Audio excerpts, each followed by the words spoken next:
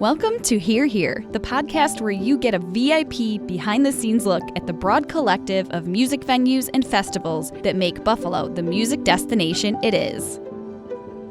I'm Bentley, your host. In this episode, I'm honored to showcase June in Buffalo, a world-renowned contemporary classical music festival from the SUNY University at Buffalo campus. The unique curation of the festival allows composer and conductor to work in harmony, which is often impossible with traditional classical music. First up, we welcome Jonathan Golove, Artistic Director for June in Buffalo.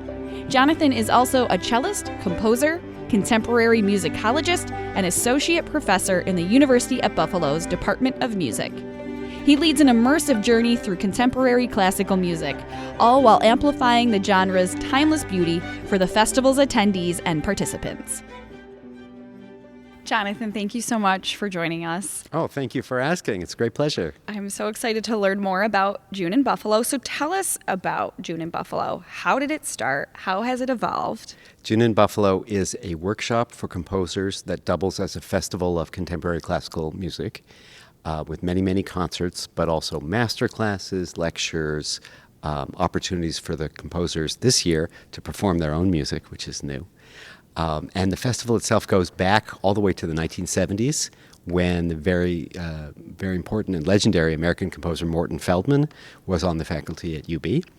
And he started June in Buffalo, I think, as a quite different concept than the one which my immediate predecessor, David Felder, who restarted the festival in the 1980s.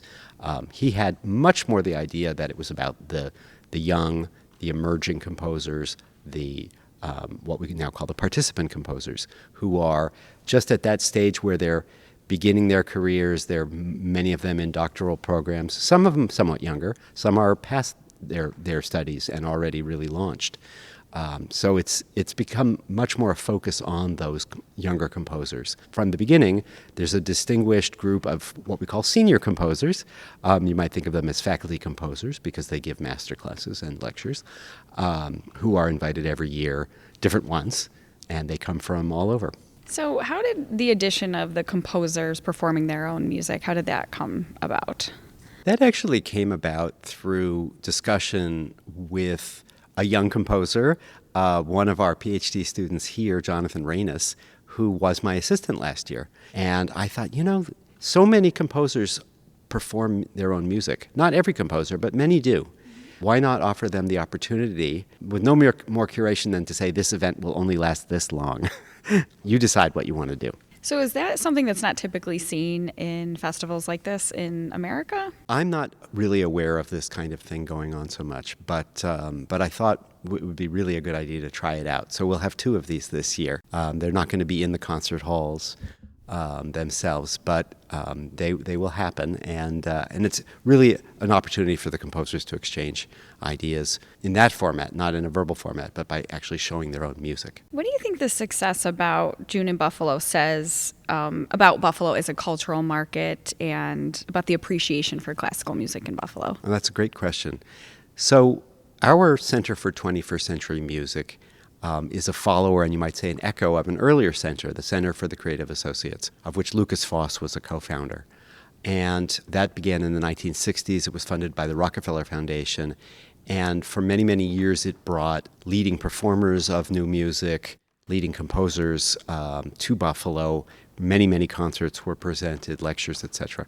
And so June in Buffalo was started in that period of time by Morton Feldman. And so in a sense, it's part of a long legacy that does predate June in Buffalo and goes back certainly to the founding of the center in the early 60s.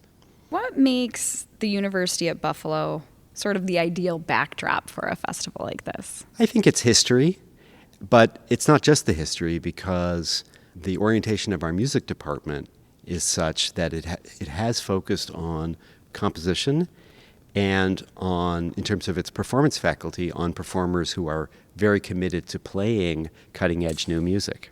And so it makes it possible to do the things we do because you have friendly, willing, and incredibly skilled, faculty colleagues who are interested in being part of it. It's rare in classical music to have the composer and the performer, or the person that wrote the music, in the same room as the performance, right? Yeah, absolutely. I mean, most of our training is on the works of composers who are dead maybe some hundreds of years, and you can never ask them a question. Yeah. And every answer you give as a teacher is a little bit speculative, really. We're all trying to understand how this music ought to be played. When you get into the world of contemporary music, you can actually go right to the horse's mouth. Yeah. And that's really a phenomenal opportunity, one that it's been really important to me throughout my whole career and my training as well. You've had a very interesting career, and you are a native of Los Angeles, right? And first arrived in Buffalo in 1994, Yes. in the 90s? Yep. So what brought you to Buffalo, and what has kept you here? You might say June in Buffalo brought me to Buffalo, although I had already made the decision that I was going to come to school here in the PhD program in composition. I arrived early in June for the festival, and I partially funded my participation as a composer by playing as a cellist. And that was the first of many June in Buffaloes to come, basically until this day. And when my PhD studies were finished, I began as an adjunct faculty member, and gradually, you might say, made a place for myself here, and have stayed and have found Buffalo a really kind of genial location for artists in general.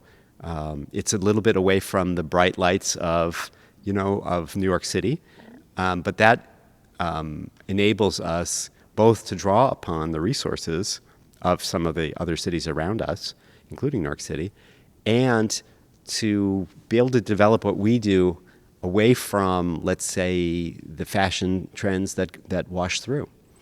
We can kind of stick to our guns here a bit. Do you see connections or similarities between Los Angeles and Buffalo, or New York and Buffalo? Well, I think that Buffalo is a place that has attracted artists from all over the world, actually, and certainly from those great metropolitan centers.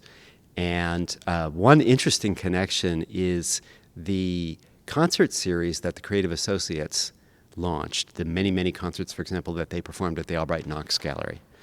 That was a follower to an earlier series that had been started in Los Angeles called the Monday Evening Concerts, which Igor Stravinsky, among others, were, central figures in. And those concerts go to this day. And just curiously enough, a young man from Buffalo named Jonathan Hepfer, yet another Jonathan, I might add. Another Jonathan. Who started off his studies here as a percussionist and played in my contemporary music ensemble, has ended up the director of the Monday Evening Concerts in Los Angeles. So maybe Buffalo is rubbing off on Los Angeles a little bit. Yeah.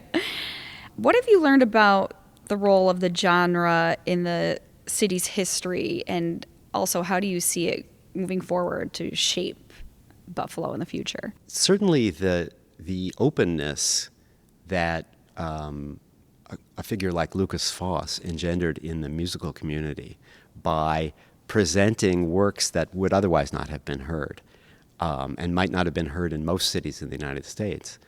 I think that preconditioned, in a sense, our audiences to be curious and more open-minded than you might find in some places, although I don't mean to put any places down. Right. But certainly that long tradition of experimentation, of maybe doing something a little crazy now and again, really does kind of, date back to that period. And so I think that when you become known for something, it encourages you to stay in that area, I feel. And one of the things I found in my travels is that people really do know this about Buffalo. Oh, you're from Buffalo. That's the place. Where? You mentioned David Felder, and you've mentioned him a few times throughout this. He was the festival's longtime artistic director, and you took over for him. What have you learned from him? And also, what are you excited to sort of, debut or add to June in Buffalo? David was putting together ensembles in an ad hoc way to play a lot of the music that got performed. And gradually over time, he began bringing more ensembles as guests into the festival. And I think I'm moving us back a little bit more in the direction of a bit more ad hoc, all under the umbrella of our Sleet Sinfonietta. But we have concerts with a larger size Sleet Sinfonietta. We have concerts of chamber music with the Sleet Sinfonietta, and we have solo performances by members of the Sleet Sinfonietta. So in a sense, it's a little bit more back to a greater emphasis on the local performers, because there are so many outstanding local performers here who can be and want to be involved in June in Buffalo. But at the same time, we're still inviting the Arditi Quartet. The Buffalo Philharmonic, who have been resident ensemble for many, many years, will be here. We also have some guest soloists who are coming as well, and I can tell you about those too. If you were talking to somebody that maybe doesn't know a lot about classical music or might want to explore something like this, how would you make connections to them for June in Buffalo? Oh, that's a wonderful question. I think there's several directions suggest themselves to me, but one that I'll mention is that contemporary music doesn't always demand that you know about the whole history of classical music. The composers themselves, they feel their connection to the tradition, but I think there's a way in which it's of this moment, and all you really need to do is come and be kind of a bit open-minded. And let it happen and not feel like you need to understand something. We're not, for example, obsessively devoted to publishing program notes about the pieces that we play, because we'd rather people experience the music directly rather than read about it first and then say, oh, okay, now I hear what they're talking about. I mean, we go back and forth. We do some of that, but I think that immediacy of experience is something that's really important in contemporary music, as it is with contemporary art. You know, if you go to the AKG, you stand in front of these big canvases and you have an experience with it and you form your own relationship to it. And it doesn't necessarily depend on the entire history of art or that you understand all of that to get it. So that's what I would say. I mean, it depends what kind of music you love. If you love rock music and you like Frank Zappa, for example, that will provide you a lot of inroads. Such a lively musical community. We have a wonderful symphony orchestra that attracts listeners from all over. We have a great club scene. You know, we have the Sportsman's Tavern, that won the prize as the best roadhouse in the United States. And we have this long tradition of contemporary classical music that is not just based at UB, but it's kind of, I think we play a central role in that. And so I think you could have a lot of reasons for coming to Buffalo for the music, but please come to Buffalo for the music. No, thank you for that explanation. It's very welcoming, and this festival, seems very welcoming, and they're very lucky to have you. So thank you so much for taking time to talk to us about June in Buffalo. Oh, I really appreciate being asked, and thanks so much for your questions. When sharing the story of classical music in Buffalo, and specifically of June in Buffalo, I wanted to speak with Buffalo Philharmonic Orchestra's associate conductor from Argentina, Fernanda Lastra, to discuss the city's relationship with classical music and how festivals like June in Buffalo can advance the art form's long-term future in Buffalo and beyond. Fernanda, thanks for joining us. We are so honored to have you here. Oh, thank you for having me. It's my pleasure to be here. Your career is just so impressive, and June in Buffalo is definitely very lucky to have you as part of the festival. Thank you. Last year was your first year involved in Yes, June in Buffalo? correct, yeah. How did that experience deepen your understanding of the regional interest for the genre? Well, it was my first year collaborating with June in Buffalo, and it was fantastic having the composers here. We usually perform pieces written by people who is not in this world, right. let's say. So having them here in rehearsals, working side by side with me, taking notes, giving us notes, it was fantastic. It was a fantastic experience for all of us, not only for me as a musician, but also for the members of the orchestra. Having the composer here, they can literally go and ask, what happens in measure 3 is an F sharp or an F natural, let's say, right? Questions that we don't usually have the fortune to ask to composers. So I think it's a rich experience for everyone involved. And I imagine for the audience as well, because at the moment of the concert, having the composer in between the audience, they are sitting with them to treat because. Again, it opens the door of possibilities for questions or for digging more in why the composer wrote the piece, why all the whys you may have. So it sounds very interactive, and you're very interactive with the composers. What phase do you get involved? How early are you involved in the process? Oh, no, I receive the piece when it's completed already, but because it's always like a collaboration if in rehearsals something happened and we can adjust in real time, but I receive the piece once it is completed. So you've said before that you consider yourself an interpreter of a composition, which would go along with that, right? How do you do this, and how do you assure your interpretation is consistent with what the composer wants from the piece? Yes, first, I think is a knowledge of the score, studying the piece from inside and looking for the interesting sections or looking for, this passage seems is going to be difficult or is going to be smoothly in the orchestra and confirming that with the composer at the moment of the rehearsal. I think bringing to life a piece is always a big responsibility by trying to discover maybe things that the composer didn't think about it. We are interpreters in the sense that we have a text and we bring the text to life in a way that connecting the pieces. If you want to put together Romeo and Juliet, let's say, it's written already, and you will interpret that text in a different way than me, because we are different human beings, first of all. But then it's nice to try to discover the message behind the piece. And then after the first rehearsal, when I go to talk to the composer, is when we talk or discover, oh yes, this is what I intended, or oh, this is new, I didn't think about that before. This, I don't know, this crescendo, this loud section is much better, louder than I was expecting. Things like that. Having the person here is absolutely changes the game. Yeah. Of making music. So you were born in Argentina. Yeah. How has that influenced your musical journey and your connection to music? And why do you think it's important to have that worldly understanding when it comes to music?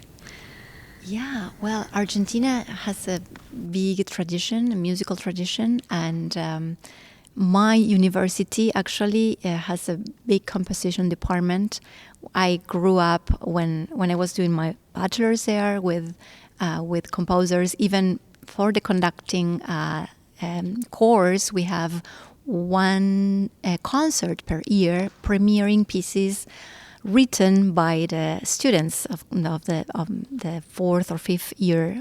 The senior students of the career. So that collaboration was very natural to me. I have been doing this during my training years, and Argentina.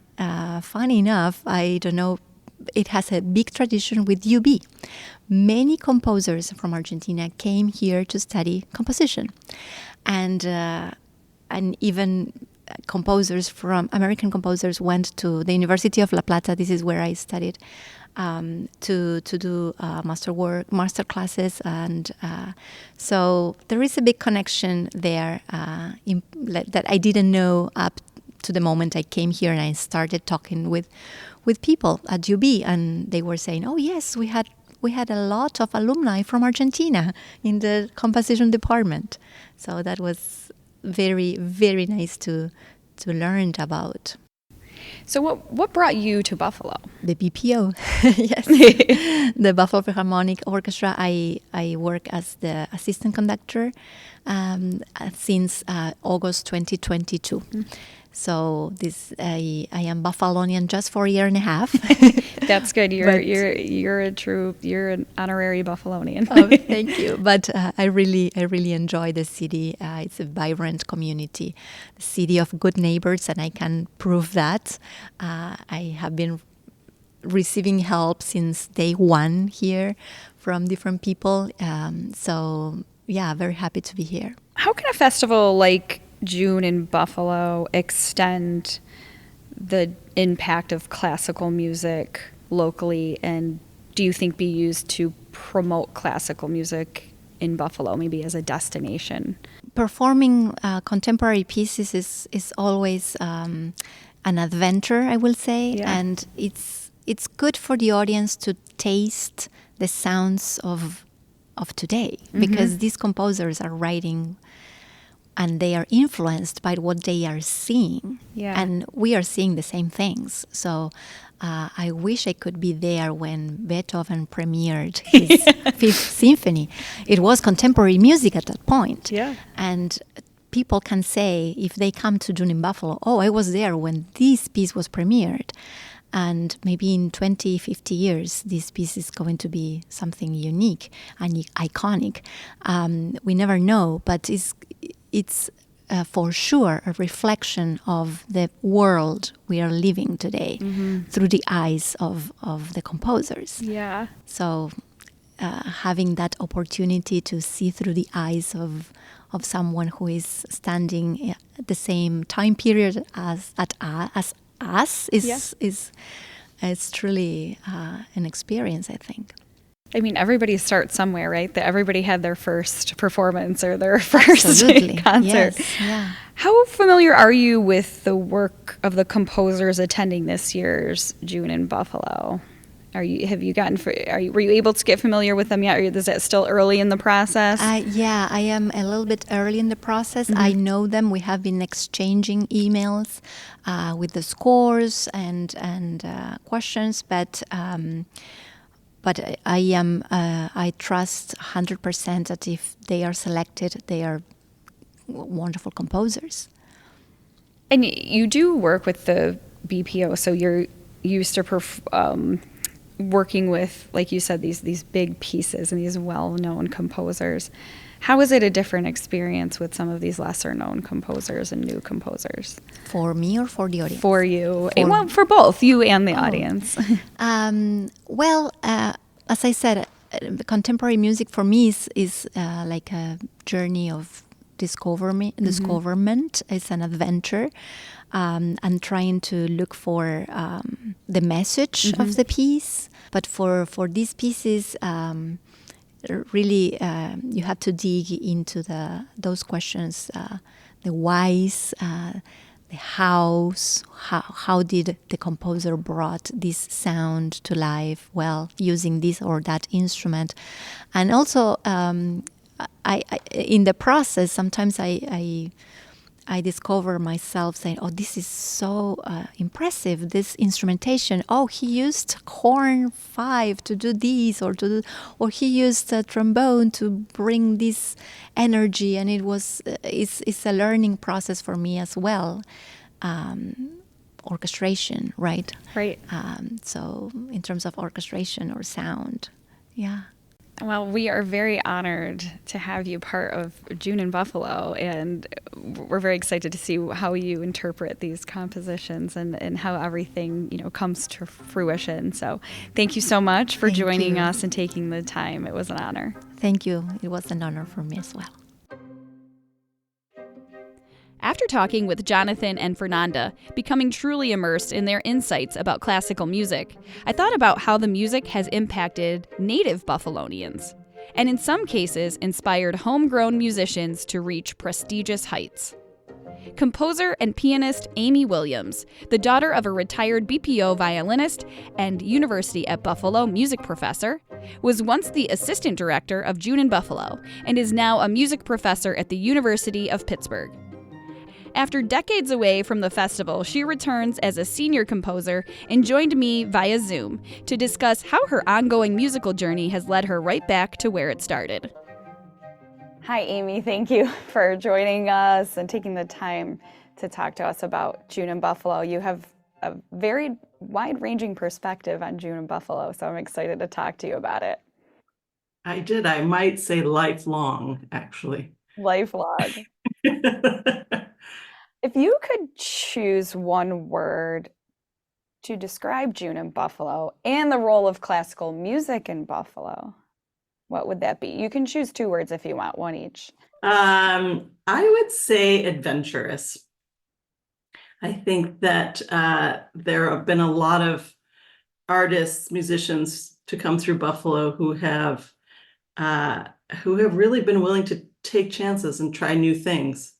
And Buffalo audiences have been open to that and have in turn experienced an enormous amount of exciting new work and work that has never been performed in Buffalo before, and new artists and bands. And so I think that there's been a lot of exciting new things to happen in Buffalo, and the audiences are all for it. And why do you think that's important, not just for Buffalo, but for classical music? I think it's important to keep the arts moving forward. I think that always looking past at the past masters and the accepted masterpieces means that you're not moving, developing, moving, growing, which is important, at a human level and important at an artistic level. So I think that creating new work, which is what June in Buffalo is all about, mentoring young composers, giving them really excellent performances of their music by the top performers from around the world. That is that really continues to develop new voices in music, and I think that's sort of the role of the arts. Amy, you had exposure to music and the arts at an early age. What are some of your early memories of music? Do you remember when you first fell in love with it? Music is always part of my life. I don't remember not having music in my life, but I have many memories of going as a child to the Buffalo Philharmonic Orchestra on a sick day. We'd have to go and sit underneath mom rehearsing there, wandering around the catacombs at Kleinhans Hall, listening to the rehearsal, going to concerts. My father, as a percussionist, going to all of his percussion ensemble concerts and contemporary music concerts, and meeting really fascinating, eccentric, interesting characters who came through Buffalo, composers, performers, conductors, and meeting all these people and going to concerts, and so that was really my upbringing, was full of music. And you started learning music at an early age, right? I did. I started learning piano at 4. And then I started playing the flute in 3rd grade. And then I started composing. Well, the very first thing I composed was my senior class song for the Buffalo Seminary, and found that to be very challenging, that blank page, interesting. I got a lot of wonderful feedback from all of my friends who sang the song and from the school. And I thought, this is something that might be fun to try more of. So I went to college and started composing more, playing the flute less, piano continuously. So fast forward, you ended up earning a master's degree in piano performance at the University of Buffalo.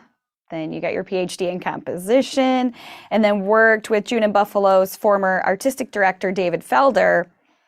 What did those degrees teach you about the relationship between performance and composing?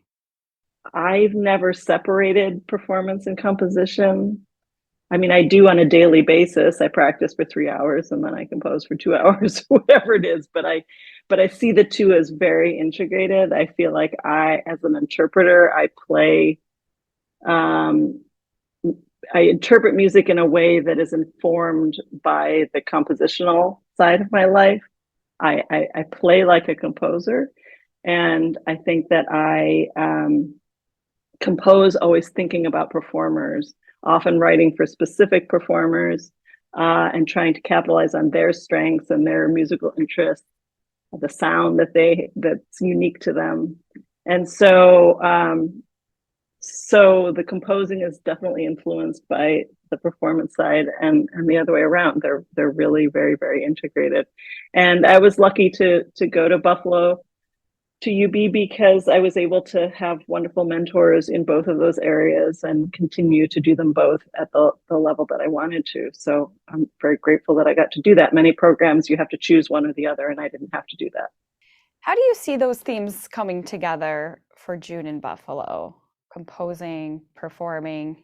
Yeah, that's the whole thing. It's those two things. Typically, there's not a lot of music except for the music of the people who are there. So all of the composers will be in the room and will have coached that music and will sometimes be performing that music.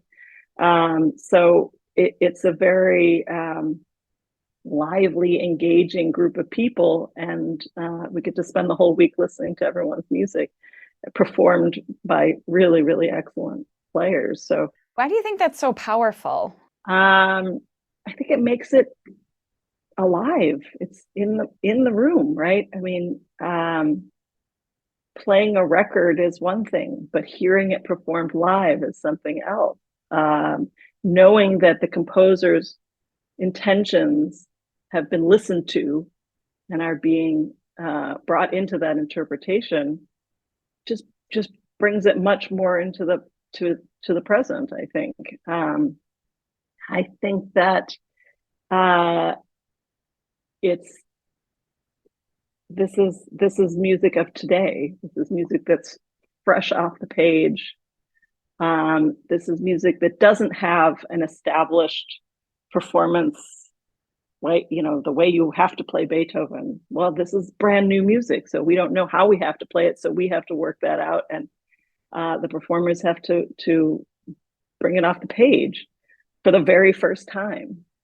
And it's always exciting when something happens for the first time. Well, and I think it's important, you know, you mentioned Beethoven. Historically, you don't have this opportunity a lot of times to have performers performing something with the composer actually in the room or even alive today. Right. Yes. And that is what June in Buffalo is all about. Yeah. So you've been a music professor at the University of Pittsburgh since 2005.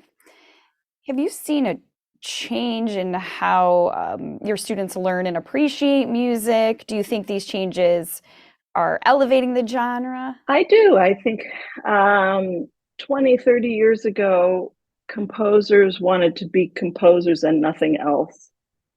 Of course, I'm speaking generally. And now young composers are really open to the whole world of music. So they are influenced by music from around the world, from different styles of music. They're interested in being performers themselves at whatever level. They are more interested in things like improvisation and sound installation and movies for film and video games, and pulling all of that together in their own with their own voices, I think it's a more global and pluralistic kind of approach to being a musician, as opposed to being a composer and sitting behind your desk 12 hours a day. Young composers are just they're connected to the whole world of music in a way that comes out in unique ways. So I think it's an exciting time to be a composer, and I'll be very curious to meet all of the June in Buffalo composers and see what they bring to the table. So Amy, you've worked with the past director, and we just talked to Jonathan Golove, who is carrying that torch. What has been your experience with both of these people and how you see June in Buffalo moving forward? I think it's a new era. I mean, David was director for, I think, around 40 years. So he definitely put his stamp on the festival and focused on certain things. Jonathan has been involved with the festival for a long time, but brings his perspective as a performer,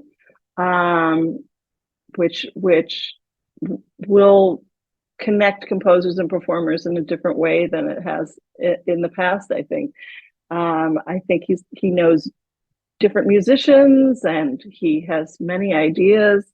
So I think it's hard to say because this is really only the second year with Jonathan directing, and my first year back at Juno Buffalo for 24 years. So I'll be very curious to see how it moves forward, but I know that it will change, as it should. And you've had a history with June in Buffalo, and you've been talking about these themes of, being adventurous, and that's what is important for classical music. So what do you think this all means for Buffalo today, and how do you think it factors into the next iteration of the city, whatever that may be? I think Juno Buffalo has been part of this open, experimental, adventurous side of music for all of these years. And I don't see that changing in any way. What Juno Buffalo brings is an educational component by mentoring young composers. I would encourage people who are interested in coming to a concert to maybe see if they can sit in on a rehearsal and see how these musicians of this incredible level interact with young composers, how they help the composers to make that piece the best that it can possibly be. Thank you so much, Amy, for joining us, for taking the time, and I really appreciate looking through your lens at June in Buffalo. Thank you. I'm really excited to be there in a few weeks and to make some music with all these great people. This episode featuring June in Buffalo was more than inspiring to me, and I hope it was to you as well. Buffalo is an astounding music destination, and we uncover it all on Hear Here. This program is a production of Buffalo Toronto Public Media for Visit Buffalo Niagara. Be sure to check out more episodes of Hear Here on YouTube and wherever you get your podcasts. I'm Bentley. Thanks for listening.